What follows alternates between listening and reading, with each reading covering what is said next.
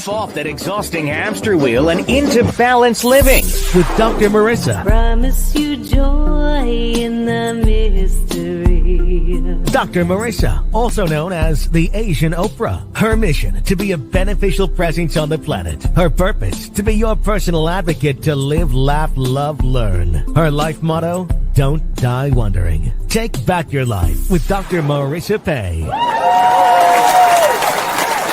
And welcome. You're tuned in to Take My Advice. I'm Not Using It. Get Balanced with Dr. Marissa, the morning show here on NBC News Radio, CNBC News Radio, KCAA, AM 1050, FM 102.3, FM 106.5, and streaming everywhere. iHeartRadio, Stitcher, Spotify, iTunes, Amazon Music, Audible, and more. Because I want you to start every single weekday morning at 8 a.m. in the most positive way possible. So I am on every major platform to make sure that you can do that. And I am on a Happy 88 mission, 88 million more happy people in the next 8 years. Thank you for continuing to support this show. If you'd like to be a guest on this program as well as a sponsor, please do contact me for very affordable rates starting at $100, and you can be affiliated with someone who is hashtag positively opinionated and relentlessly inspiring, because I simply would love for you to feel better. All right, and today is National Check Your Wipers Day. I did not say check your diapers. I said wipers. It's to remind drivers to regularly check your windshield wipers to ensure optimum visibility in the event of inclement weather on the road. In 2020, AAA reported 50.6 million people traveled by automobile for the Thanksgiving holiday, making it one of the year's busiest travel weekends. According to the U.S. Department of Transportation, 24% of all accidents are weather-related. Didn't know that. That's almost a quarter. And standard recommendations suggest that we change our wiper blades every 6 to 12 months. I didn't know that either. I just figured they lasted forever. But I guess they don't. So make sure you replace your wipers. Today's the day that you get an official reminder for that. November 16th is also National Fast Food Day. I don't know if I want to qualify that as a deliciousness of life, because fast food is not always the healthiest. And it speaks to eating on the run, which I'm totally against, because then you don't actually experience the deliciousness of life in your food. But somebody named it National Fast Food Day, so we'll go with it. Merriam-Webster Dictionary first recognized the term fast food in 1951. The first Happy Meal was served June of 1979. And while we're speaking of happy meals, I do have a holiday special for you called the Happy 88 meal, where you can get a plethora of my products in my Balance Marketplace for $28. And the value is $88, including my audiobook of my #1 bestseller, 8 Ways to Happiness, as well as my children's book, as well as a DVD download for a moving meditation called Balance Tai Chi Gong, along with Stranger in the Night.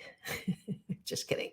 Not that song, but a couple of original songs that I've done. Some of you know that I'm a retired lounge lizard. So all of that is part of my Happy 88 meal. Go to drmarissa.life and get that today, because all of it has to do with you feeling as happy as possible. And a quick funny story about fast food in my own life. My kids did not do a lot of fast food, and therefore I have very little experience going through the fast through line. And twice now, out of maybe 4 times actually going for fast food, I just drive right by the window. I don't know that I'm supposed to stop. Either I will stop to pay and then go right through and forget to pick up the food, or go right past the pay window and try to pick up my food. So there's my embarrassing Dr. Marissa story about fast food. And finally, it is National Button Day. Founded in 1938, the National Button Society recognized button collecting as an organized hobby. And I wanted to mention that because my 89-year young mom works with buttons all the time, as she is a crafter, still a crafter at age 89, and she has her wonderful wares at the Timeless Treasure Boutique. So go take a look at that schedule so you can support her there. Happy birthday, dear bonus mom Dolores. I love you so much. Happy birthday to you. Yes, I do sing to the special people in my life. So thank you for joining me in wishing Dolores a very happy 89th birthday. All right. And to wrap up today's What's Up Doc section of the show, I have some on location Dr. Marissa reporting live footage from a great event that happened over the weekend. Good morning. This is Dr. Marissa reporting live. You know me as the Asian Oprah, and you know that I love to cover good news, what's right with our community, what's right with the world, what's right with you and me. And this morning I am delighted to be here on Dodger Dreamfield in the city of Fontana with someone special. You all know the name Easter Seals. And I have someone who is going to talk to us about why she's here and what great things are going on. Hello, everybody. My name is Nancy, and I'm excited to be here in the city of Fontana. We have a really great day planned for the community. It's an amazing partnership between the city of Fontana, Easter Seals Southern California, and our friends at Baker's Drive-Thru. So today we've got, you can hear it behind me, a great baseball clinic going on in the fully accessible Dodgers Dreamfield. And we've got games and arts and crafts and lots of really good food. And so we're just here to celebrate and have a fun Sunday. Fantastic. And the people that are on the field right now, they are people with disabilities. Correct. Now, how are they a part of the Easter Seals? Do your clients? Yes. So these are our participants. We have adult day programs here in the Inland Empire, and these are participants, and these are, events that our participants are definitely included in out in the community, and we do these types of events all year long. And how do we support you? Oh, that's a great question. Thank you for asking. Of course. So if you go to easterseals.com/Southern Cal, there's a big donate button at the top. Feel free. My name is Gino Farrar. I'm a supervisor within the Community Services Department for the City of Fontana, and we are here today to put on a special needs clinic, a baseball clinic here at the Dodger Dreamfield, number 51. Fantastic. And these players are really enjoying themselves. Oh, they have a blast out here. It's obviously baseball is America's national pastime, and they absolutely have a passion for it out here. They play, they love to throw the ball around, hit the ball around, run around. It's just a great experience for them. And this is the first time you've done this, or this is a multiple? Oh, no, actually we did one early last month, and due to obviously the pandemic, we haven't offered a few in a while, but right now we're getting back on track, and through our partnerships with Easter Seals and the LA Dodger Foundation, as well as our Above the Limits program here in the city of Fontana, we've been trying to put our clinics back together and get them up and running. Fantastic. And you can be the recipient of Dr. Marissa's Beneficial Presence on the Planet Award for doing fabulous things. Thank you so much. How do people support? City of Fontana is always available, cityoffontana.org, and the Community Services Department, Above the Limits, and of course through Easter Seals and through the LA Dodger Foundation, you can find out more information. Fantastic. Thank you so much. Thank you. I do this at the end of every show. Peace in, peace out, world peace through inner peace. Oh, I like that. Thank you. I knew you Excellent. would. Thank you. This is Dr. Marissa reporting live from the Dodgers Dreamfield with a fabulous event today, Easter Seals, Baker's Restaurant, and the City of Fontana, and the Dodger Foundation. And the LA Dodger That's Foundation. right. Thank you. Thank you. Hi, my name is Marissa Hernandez, and My name's Marissa. oh, nice, beautiful name. Thank you. My name is Marissa Hernandez, and I run District 23 Challenger Baseball League, And today we brought about 15 players from our league. So they're excited to come and participate. It's a wonderful event that we've been invited before. So they're excited to come and see. And this is one of our big, Anthony Burgess. He runs the Love Them All Foundation. So we come out and help sponsor the kids to make sure they can come out and have a great time and help them with whatever needs they need to come out and perform. So they're excited. Like Marissa said, this is one of our top coaches right here. What's your name, young man? Jose Serna, and I like to have all those kids to make sure they're so happy. Oh, that's wonderful. Thank you so much for what you do. Of course. Thank you for being here. Yes, guys, there's some of your players right here. Hi. Just say hi to me. This is Dr. Marissa. These are my players. What's your name? Mama and Joe. And what's your name? Mama and Joe. And your name? George. George? Richard. Richard? Ralph. I met you at the start there. So what position do you like to play?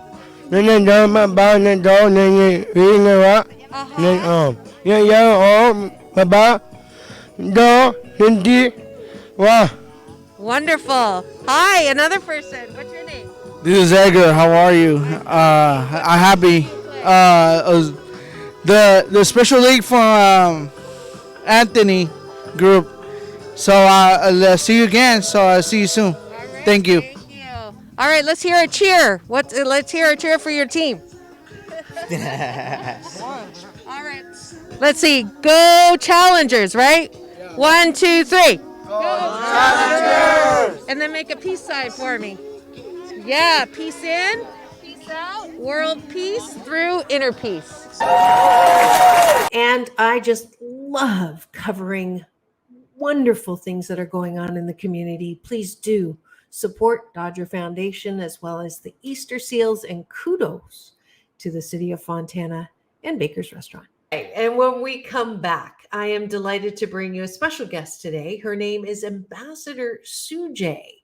They also call her Dr. Fabulous, as well as a cross between Oprah and Billy Graham. So keep it tuned here for a fabulous interview with Ambassador Sujay when we come back on Take My Advice, I'm Not Using It, Get Balanced with Dr. Marissa, the morning show here on KCAA, the station that leaves no listener behind.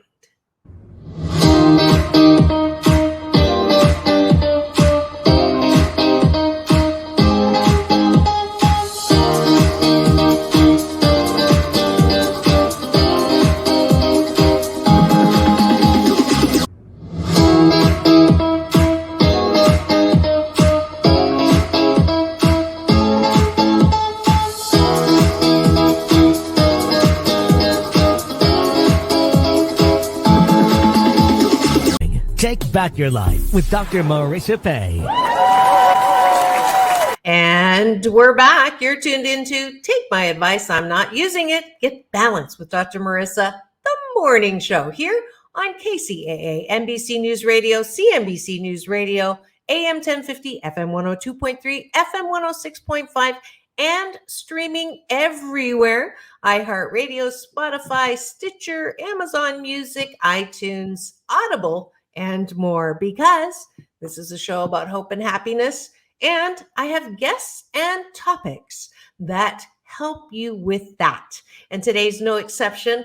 I have someone who I had to have on because someone calls her the cross between Oprah and, I believe, is it Dr. Phil? Billy Graham. Billy Graham. Yeah, so stay from the talk. Yeah.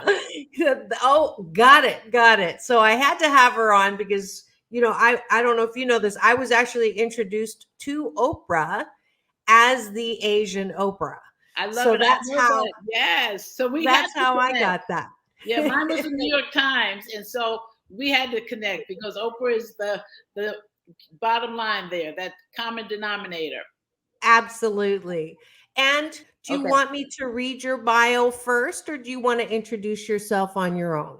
I'd love to introduce myself. Good. I was hoping you would say that. So I don't have an answering machine. I have a questioning machine. I love When it. you call me, I say, "Who are you and what do you want?" So, Ambassador Sujay, who are you and what do you want?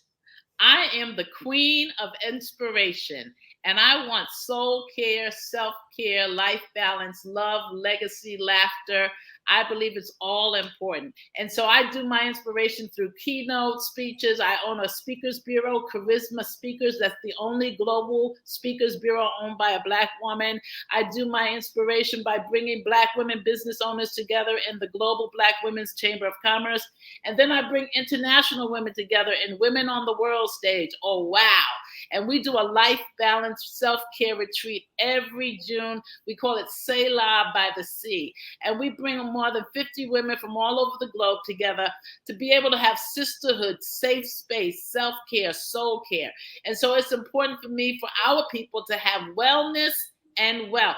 And so our wellness comes by life balance, taking care of ourselves, taking a pause. It also comes by talking, having real talk. And so we do a worldwide retreat called Selah by the Sea. Selah is in the scriptures, the holy scriptures. It means to pause, to chill, take a chill break. And we bring community servant leaders. Some are ministers, some are heads of nonprofits, some are out there leading organizations, and we bring them all together for sisterhood, safe space, security, and to just have some fun. So it's Selah by the Sea every June in Florida by the seashore. And then I get inspiration by being a mother.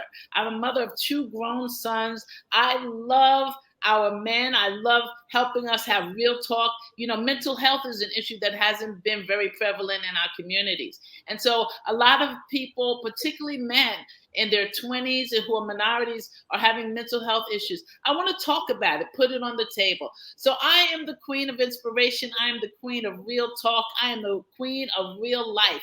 I am Susan with the Z, so you remember me, Susan Johnson Cook, but they call me Dr. Sujay, but right now they're calling me Dr. Fabulous because of my new book, My Fabulous 5th Chapter. So you can call me all of the above or any of the above. It is my honor and pleasure to be with you, the queen, the Asian Oprah. Thank you for having me on your show. Absolutely. I don't know who's more shy, me or you. You know, I'm an introvert. You can tell. You can tell. Totally shy. And now, have you always, like, how did you get to this? Like, did you know when you were a kid that this is what you were going to do, that this was your platform? How did all that come about? I knew I was a little out of the box. In fact, I didn't see a box, and my parents didn't keep me in one. So at the age of 14, I went to this private school, one of 2 Black children in my class, but the kids who studied French went to France. The kids who studied Spanish went to Spain. So I was one of 6 who went to Spain. And when I landed on those shores at 14, having negotiated my own passport, my parents didn't even have theirs yet. Having negotiated the currency, you know, pesetas, and the currency they were using in Spain, and having lived on my own for the first time, drinking sangria when they took their siesta, I knew that there was more than just being on the corner in the Bronx, New York, where I grew up. I knew that there was life, more abundant life, and I wanted it. So when I came back to the Bronx, there was the influx of Puerto Ricanos into the Bronx, and many of their parents were first generation New Yorkers. And so many of them still spoke only Spanish. So here you have this 14-year-old Black girl who's fluent, translating for my playmates and their parents. And I just knew there was something incredible. So I was bit by the travel bug, the global bug. At 18, I went to Africa and lived among the indigenous people with a program called Operation Crossroads Africa, sort of like the Peace Corps, but a little more. And then I just was like, wherever there was an opportunity to go abroad, I did.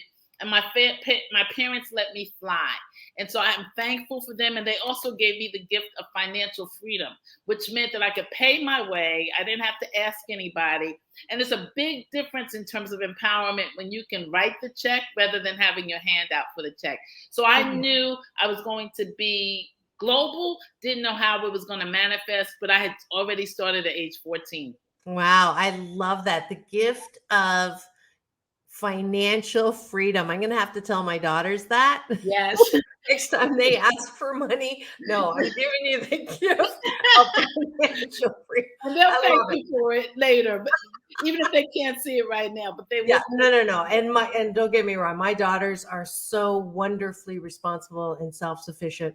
My older daughter, it was her idea to go to Cornell. It was not my idea to do Ivy League, and she said, "I'm doing it," and she made it happen. And so, I'm sure your sons are the same way, and that's beautiful. So, all right, so okay, so you were no box. And 14, 18, love to travel. How did you manage to, let's see, how do you get through doors that are traditionally closed to, especially now these days, we're very heightened awareness around, all the ceilings and all the discrimination and prejudice, and it didn't seem to hold you back. Parlay that into advice for those who feel like because they didn't get what everyone else got. That's a great question. That's a great question. Half the time, I didn't know that there were doors closed or walls up. So I wanted to be the best one in the room, the smartest one in the room. They still tell you that even when you go into government and these new circles. When I became ambassador, they were like, be the smartest one in the room. And, you can kind of feel systemic racism. You can kind of feel systemic sexism. But the thing is, if you're in that door, then you be the best one in that door. And you make sure you surround yourself. That's why presidents have cabinets. You surround yourself with people who have what you don't have, who can pour knowledge into you. I don't want only yes people around me. Now, I do need some who make sure that my ego is not deflated, but you don't want your ego inflated either. You want to make sure you're balanced. And so you want to have people who have what you don't have, who are willing to share their time with you, their knowledge with you, your experience. But you also have to know that it's reciprocal. So you can't just say, give me, give me, give me. It's when they have an opportunity where they need your help that you also are there. So there are all these people, like when my mother passed and I was going through her belongings, there were all these thank you notes from people, women mainly, who she had helped. There was a woman who was a cleaning woman in our house. And I always wondered what happened to Beulah and why we had so much turnover in terms of the women who cleaned our house. And what my mother did was she found the potential in that woman.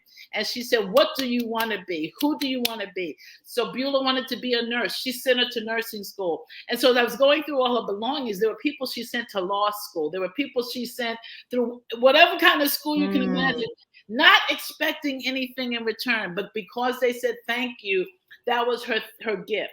And so I try to do that, not expecting anything in return, but there is a gift of reciprocity when you try to help people. And I believe the kindness you pour out also comes back to you. May not be directly from that person or that circumstance, but in life, those kindnesses of your generosity of time and spirit will come back to you. That's really good to know. And if you're wondering who I'm talking to this morning, her name is Ambassador Sujay. She's the cross between Oprah and Billy Graham. And we're going to come right back after the news break to talk more and answer some questions about African-American women and these non-barriers that are happening. So keep it here on Take My Advice, I'm Not Using It, Get Balanced with Dr. Marissa, the morning show here on KCAA, the station that leaves no listener behind.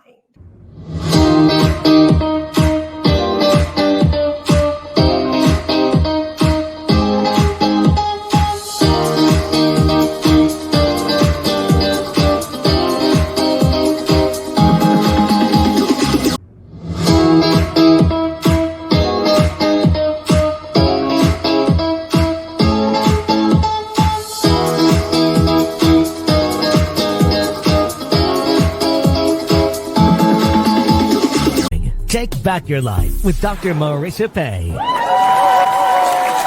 And we're back. You're tuned in to Take My Advice, I'm Not Using It, Get Balanced with Dr. Marissa, the morning show here on NBC News Radio, KCAA, AM 1050, FM 102.3, FM 106.5, and streaming everywhere, including my YouTube channel, where you can get all 576 shows, over 491 consecutive weeks now. So grateful to you for making me the number one 8 a.m. show at the number one talk news show in the IE, and always thanking all the people at the station who make this show possible. And today I'm delighted to have Ambassador Sujay here talking about no barriers and how you can take what you know about yourself to make your life as good as you want it.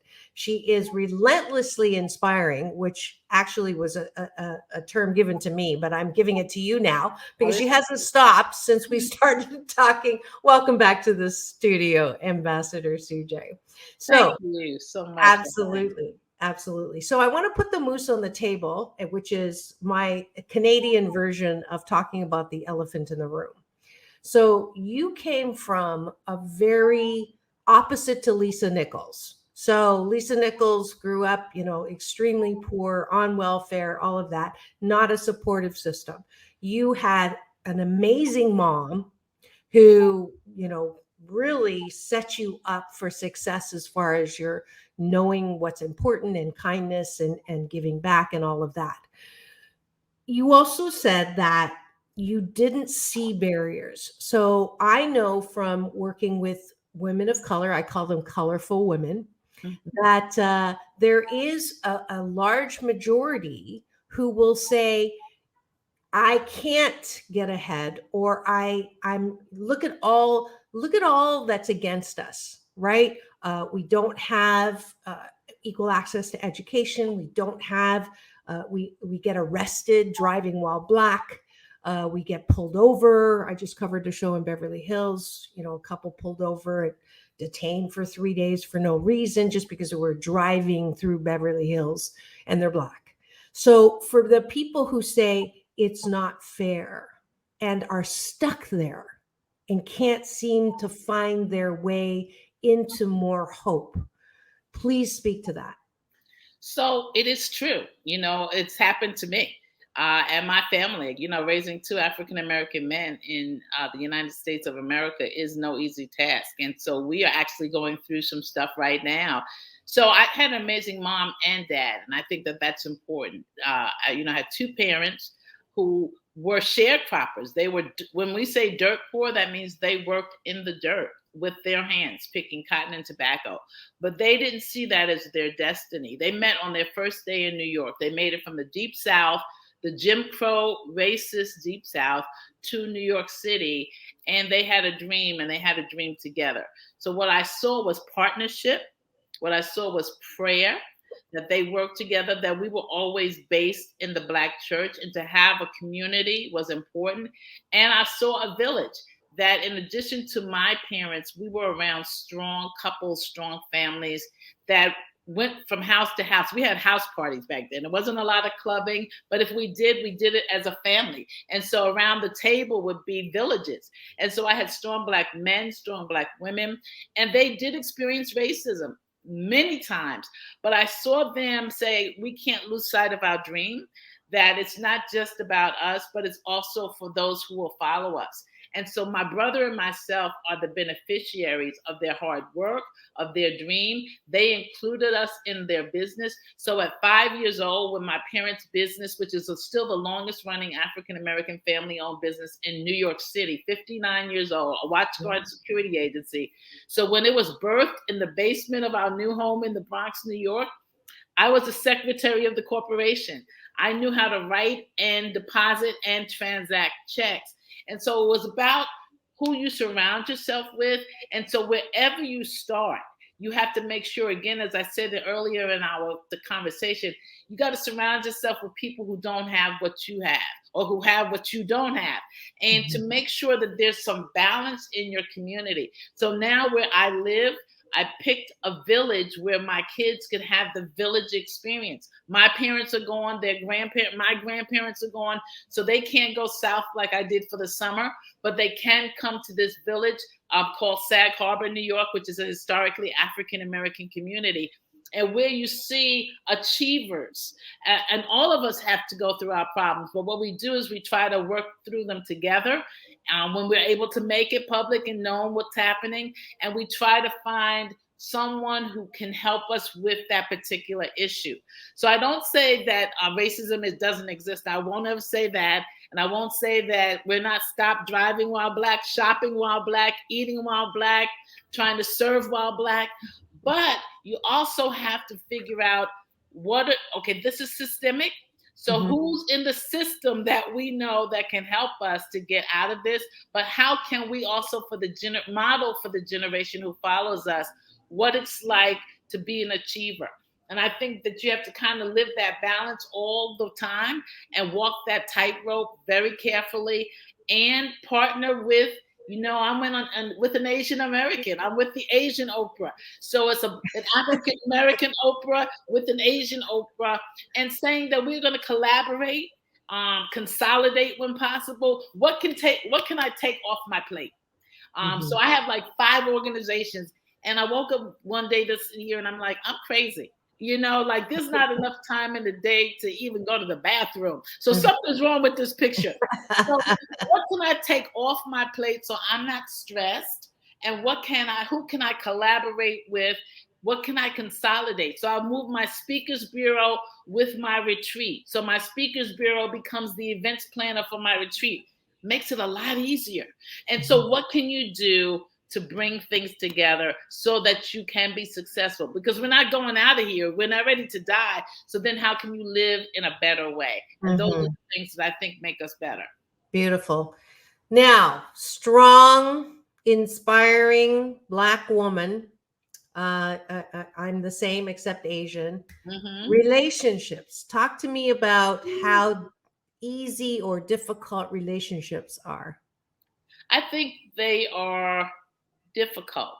When you have. Thank you for being honest. Yeah, I think they're difficult. Like I talked about my parents, but they came out of the same place and they rose together, and so they grew together on the same path. I think now, there's so many successful women, and so we're trying to find a partner who may not have been on the same road. And so you're either too powerful or you're too successful or you're too rich. And so you have to kind of weigh it. We have more assets now. We have more pulls on us. And I think you have to be very, very careful. So I think that's why, for me, the church is such an important place, because the faith place is the place that at least we find the common denominator of what kind of values we share, what kind of faith principles we share. And so for me, that's a starting point. So whether it's on Match.com or one of the digital kind of platforms, the first thing I'm going to look for is not necessarily just Black and not necessarily maybe a man of color, but I'm going to look for their faith experience, and then we can kind of talk from there. So are you single now, or are you? I'm single now. Happily divorced? I'm happily divorced. Yeah, life has its interesting moments because it's still the father of our 2 children. Yes. So we have a very, very good relationship. And so I think that that's really healthy for our sons. That's wonderful. So tell me about this new fabulous book that is out, that is called Fabulous, 5th chapter. It's my turn now as the subtitle. And it's for women over 50, and it's about faith, fun, being fabulous, fine, fit, and fabulous, so that we don't just lose it after 50. There's some people who dry up like a little raisin. You remember those commercials that had little raisins? My thing is, no, baby, we're still grapes. We're plums. And to have all of the juice and the fruit that's there, you just do things differently. You might do them a little slower, depending on your body, but it's about having that life more abundantly that our holy scriptures talk about. And again, it's about surrounding yourself with other fabulous women. If you're a dud and you're dull and you ain't going nowhere and all you do is complain, you're not in my fabulous circle. I have circles of fabulous women. This past weekend, we went to see Tina Turner's play, Tina on Broadway. And then we went out to dinner and we had so much fun. So, if Tina Turner could do it at 80 and have Proud Mary legs still going, then of course 50, 60, 70, we should still have some legs and some arms, something moving. And so I surround myself with women who are going somewhere. And so I love it. And I encourage women, because as I traveled as a speaker, so many of the books, I was in those libraries in the holding room waiting to be taken on stage. And there were these books by older white men talking about my second half of life, tackling football analogies. And I'm like, that doesn't speak to me whatsoever. I don't want to be tackled, and I don't want to do a kick or a punt. I want to have somebody stroke me and love me and all of those things. So I said, if the books aren't there, then we've got to write it. So the birth of my fabulous 5th chapter, it's my turn now. After caregiving for the kids, after caregiving for the spouse, after caregiving for your parents, when do you get a turn? Right now. Right. That's great. Now I'm ageless, but I will say that I speak on behalf of many women who have that voice in their head, who used to be much thinner, who used to be much more active, so to speak, or I have pictures of when I modeled for 8 years and I looked really good. And it's difficult I've had people look at my modeling pictures and say, was that you? And I want to hit them. It's like, what, you can't believe that I used to look like that? And then my own voice that says, you've let yourself go. I've been having this little flirt conversation with someone who still is, buffer than buff magazine covers. And, I told him, I said, I'm way too body insecure to date you. And his response was, well, we'll keep the lights low. And I'm like, what? Like, that's so insulting. Like, I didn't even know how to respond. And then my mom and dad are like, no, he was just being nice. He was saying, we'll accommodate your insecurity. But speak to that for me. How do first of all, you're very fortunate to still have your parents. So many of my friends that I don't have ours. So blessings on you in terms of that. Yes. My mom just turned 89 yesterday, and my dad's 91. And these are my actual bonus parents, because like you said, you choose people to support you and be around you. And then my Chinese mom just turned 86. Wow. So my dad's in heaven. He's he lost his fight with lymphoma, but I know where he is, and I know he's loving us from there. Yes, he is. I'm very blessed. So my thing is, you look different, but you still look beautiful. You're radiantly beautiful. I was going to say that was my first impression, and that was going to be my first expression. So we look differently. So maybe a few pounds, and maybe a different walk, a different talk. But I think you can look good at any age. And so it's about your self-esteem. It's about your self-confidence. I know I'm fine, fit, and fabulous. And no one has to tell me. There's this scripture in the Bible that says David encouraged himself in the Lord. Meaning, if nobody else is giving you a shout out for yourself. And so I do that. I'm like, shout out for Sujay.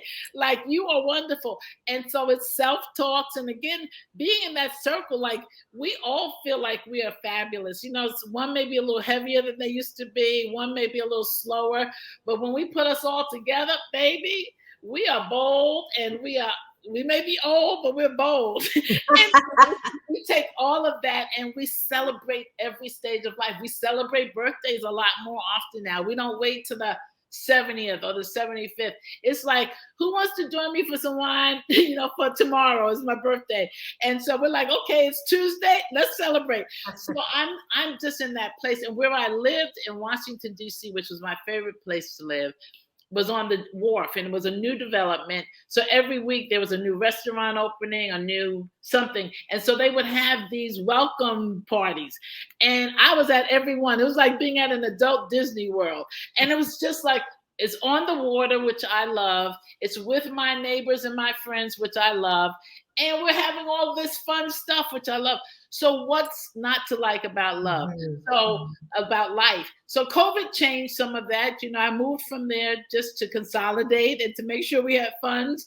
But I still see those friends regularly. And so I met them from New York to see Tina. They came from DC, but we all were at Broadway together. Mm-hmm. Make it work. Make it happen. Right. So let's switch gears to your professional life again. How did you become an ambassador? Oh man. So, relationships are everything. Yeah. So I was in the Clinton White House for 7 years. I went as a White House Fellow, which is a wonderful program for those who are between 25 and 40. It's a wonderful program. It was created under President Lyndon Johnson. No matter who's in office, Republican or Democrat, they want young leaders to experience government at the executive level. And you're guaranteed, if you're selected, to work for the president, vice president, or a cabinet secretary. Oh. So I worked for President Clinton. It's supposed to be a 1-year program, but he was really into the faith community and really into the Black church, if you remember. So he discovered me as this Black Baptist pastor in his administration, and he kept me on for 7 years, which was amazing. So when Secretary Clinton was then First Lady, they moved to New York, and their office was 3 doors from my church. So I got to see her run for senator, got to see her run for president twice. And so when she became Secretary of State, they knew me as, a domestic policy analyst from working with her husband. They knew me as a faith leader from being in New York. They were like, do you have any international experience? Goes back to that age 14, Spain. And so from Spain, I had like 20 countries on my resume. I was like, yes. They were like, send that over to me. So here you have faith leader, international leader, and, someone who's worked in government. And all of them went together for this position called U.S. Ambassador at Large for International Religious Freedom. So I ended up being the first woman, the first faith leader ever in this position. And so I knew them, but it was my preparation, which is so important to people. It's not just who you know, but it's about being ready when the door opens of opportunity. Yeah. And so I encourage people to get as much education as you can, get as many experiences under your belt as you can. So what if you're washing dishes? Put that on your resume that I was a food preparation person. I did that in college. I didn't want my parents to have to go in their pocket. So I got some financial aid.